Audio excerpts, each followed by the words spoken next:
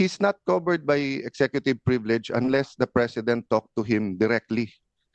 Ang executive privilege, sa pagkaalam ko, kasi kasama po ako doon, ako po nag-chair nung investigation sa ZTE nung na-discuss po itong mga issues na to at na-bring up for the first time in, at least in a recent history, yung executive privilege. Ang purpose ng executive privilege, pareho din ng purpose nung privilege na binibigay, for example, sa journalist, that hindi nila kailangan sabihin kung sino ang kanilang source, or kaya mag-asawa, or yung doktor at pasyente, or abogado at saka kliyente. Ang purpose kasi nun, the client and the lawyer can freely discuss. Ganun din. Umaga sa inyong lahat. Well, siyempre po, nalulungkot po ako na para tayong pumunta ng birthday party, walang dumating na bisita.